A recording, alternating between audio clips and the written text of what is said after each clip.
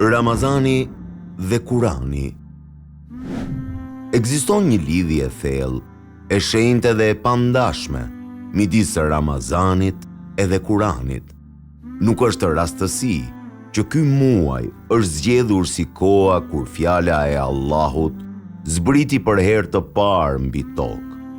Ramazani nuk është vetëm muaji i agjërimit.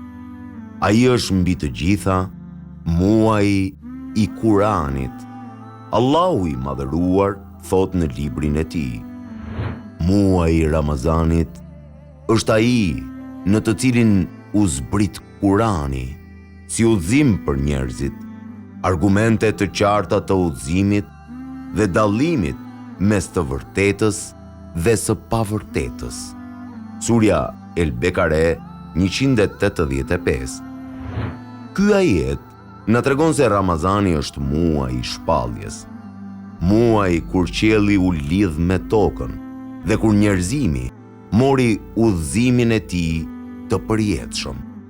Kur ëngjëlli Xhibril i zbriste shpalljen, ai ja transmetonte atë profetit Muhammed alayhis salam pikërisht në këtë muaj.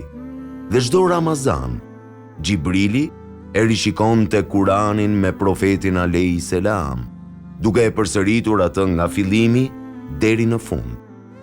Në Ramazanin e fundit të jetës së tij, Kurani u rishikua 2 herë, një shenjë e rëndësisë së tij të jashtëzakonshme. Përse është kaq i rëndësishëm leximi i Kuranit në Ramazan? Ramazani është koha kur zemra është më e pastër, kur shpirti është më i qetë dhe kur besimtari është më afër Allahut. Agjërimi i dobëson dëshirat dhe forcon shpirtin, duke e bërë zemrën më të gatshme për të pranuar fjalën e Allahut. Profeti alayhis salam ishte njeriu më bujar, por ai bëhej edhe më bujar në Ramazan, kur takohej me Xhibrilin dhe lexonte Kuranin. Kjo na mëson se Ramazani është koha ideale për t'u kthyer tek Kurani. Dietarët e hershëm e merrnin këtë muaj si një sezon të veçantë për Kuranin. Disa prej tyre e përfundonin leximin e plotë të Kuranit një herë në muaj, të tjerë çdo 10 ditë, e disa madje çdo 3 ditë. Ata e kuptonin se çdo shkronjë e lexuar në Ramazan shumë fishohet në shpërblim. Profeti alayhis salam ka thënë: kush lexon një shkronjë nga libri i Allahut ka një shpërblim, dhe shpërblimi shumë fishohet 10 fish. Imagjinoni, çdo shkronjë është një dritë, një shpërblim, një hap më afër xhenetit. Kurani, dritë për zemrën në Ramazan. Kurani nuk është vetëm një libër për t'u lexuar, por një libër për t'u ndjerë. Në Ramazan, kur njeriu është larg zhurmës së kësaj bote, fjalët e Kuranit depërtojnë më thellë në zemër. Ai sjell qetësi, ai largon ankthin, ai forcon besimin. Allahu thot: me të vërtet, me përmendjen e Allahut qetësohen zemrat. Surja Rad 28. Sa më shumë që besimtari lexon Kuran në Ramazan, aq më shumë ndjen një lidhje të veçantë me krijuesin e tij. Ai fillon të kuptojë që Ramazani nuk është vetëm ndalim nga ushqimi, por ushqim për shpirtin.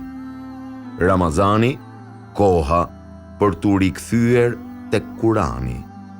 Shumë njerëz gjatë vitit janë të zënë me jetën e përditshme, por Ramazani është një mundësi për t'u rikthyer, një mundësi për të hapur Kuranin, ndoshta pas një kohe të gjatë, dhe për të filluar një marrëdhënie të re me të. Edhe disa ajete në ditë kanë vlerë të madhe. Edhe disa minuta leximi mund të ndryshojnë zemrën e njeriu, sepse Kurani nuk ndryshon vetëm atë që lexon, ai ndryshon atë që ndjen. Mesazhi përfundimtar Ramazani edhe Kurani janë si shpirti dhe drita. Njëri e përgatit zemrën dhe tjetri e ndriçon atë. Ky është muaji kur Kurani zbriti. Ky është muaji kur zemrat hapen. Ky është muaji kur njeriu mund të rilind shpirtërisht. Mos e lër Ramazanin të kaloj pa Kuran, sepse ndoshta një ajet që lexon sot do të bëhet drita jote në ditën kur çdo gjë tjetër do të shuhet.